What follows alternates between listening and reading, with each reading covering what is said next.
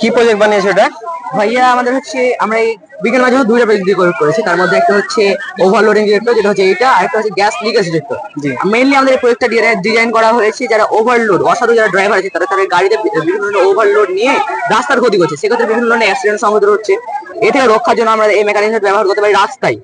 কোনো গাড়ি যদি কোনোভাবে যদি কম লোড নিয়ে যায় কিনা সে অটোমেটিক পাস করে যাবে। আর যদি সে কোনোভাবে বেশি লোড নেয়, হ্যাঁ 5 টন, ম্যাক্সিমাম ওয়েট দেওয়া আছে 5 টন, যদি 5 টনের বেশি ওয়েট নাই তাহলে অটোমেটিক ব্যারিয়ার ডাউন করে দেবে আর রেড লাইট জ্বলবে, যার অর্থ হচ্ছে থামো, হ্যাঁ, আর অটোমেটিক ব্যারিয়ার ডাউন করে দিবে। এটা কি বাজেট ফ্রেন্ডলি? বাজেট ফ্রেন্ডলি এটা রাস্তার জন্য, এখন যেহেতু আমরা এটা রাস্তায় ইউজ করবো, এটা বাজেট ফ্রেন্ডলি বলতে অতটাও না, ম্যাক্সিমাম মানে মিডিয়াম টাইপের। এটা আমাদের বাংলাদেশে কি এটা সম্ভব? আমার বাংলাদেশে এটা অবশ্যই সম্ভব। অবশ্যই সম্ভব তোমার মতে মনে হয় না? আমার মতে মনে হয় এখানে আমাদের সরকারের তাইলে এটা করা দরকার আছে, এটা করার প্রয়োজন আছে। বাংলাদেশে রোড অ্যাক্সিডেন্ট প্রচুর হয়, যার আরেকটা মূল কারণ হচ্ছে রাস্তায় ক্ষতিগ্রস্ত হওয়ার কারণে রাস্তায় বিভিন্ন গর্ত হয়, সেই ক্ষেত্রে আরো অ্যাক্সিডেন্ট তৈরি হয়। ওভারলোডের মেন কারণ তো হচ্ছে যে মানুষ সচেতন না, ঠিক আছে না? তো এটা করেও তো হয়তো বা লোড করতে পারবে না, মানুষ সচেতন না হলে তো আবার হবে না। সেই ক্ষেত্রে মানুষ সচেতন না, সে পাস করে যাচ্ছে, কারণ সচেতন না। আচ্ছা, সে সচেতন না, সে ওভারলোড নিল ঠিকই, কিন্তু রাস্তায় পার করতে গিয়ে অটোমেটিক তার সামনে ব্যারিয়ার চলে এলো, এটা তার সচেতনতার সাথে দিয়ে পড়বে না, সে ব্যারিয়ার তার উঠাতে পারছে না, কারণ সে যতবার আসবে সে ততবার ব্যারিয়ার ডাউন হবে। আবার লোড যখন না হবে তখন আবার শুরু করবে, কম লোড আছে এখানে, হ্যাঁ, এটা সিম্পলি পাস করে গেল, চলে গেল, কিছু মেকানিজম কাজ করলো না। এখন সে সাপোজ বেশি ওয়েট নিল, তার কাছে বেশি ওয়েট আছে, হ্যাঁ, বেশি ওয়েট, সর্বপ্রথমে রেড লাইট ব্লিঙ্ক করছে, যার অর্থ থামো।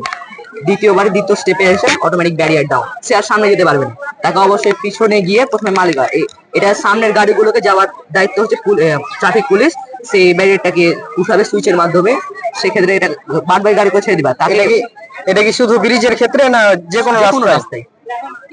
যে কোনো রাস্তায়। আচ্ছা, ঠিক আছে। এটা হচ্ছে যে এক নাম্বার নাকি? আর এটা দ্বিতীয় প্রজেক্ট, এটা হচ্ছে আমাদের গ্যাস লিকেজ ডিটেক্টর। বর্তমানে গ্রাম্য অঞ্চলে আর শহরে উভয় জায়গায় কিন্তু এলপিজি গ্যাসের ব্যবহার কিন্তু প্রচুর হারে বৃদ্ধি পেয়েছে। সেই ক্ষেত্রে এটা লাইন গ্যাস না সিলিন্ডার গ্যাস?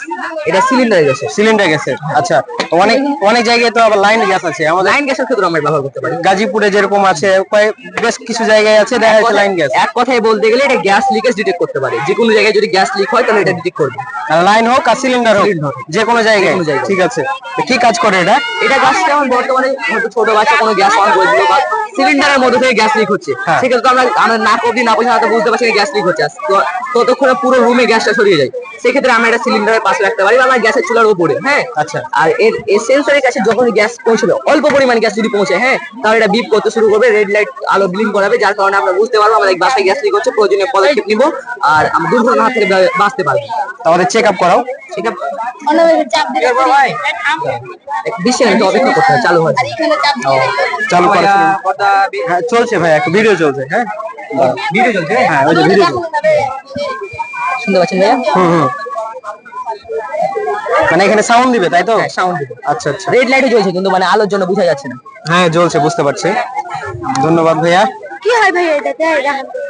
রাস্তায় সব জায়গায় করে যাবে, সব জায়গায় এটা তোমার। ঠিক আছে ভাইয়া, ভালো থাকো। কি এটা?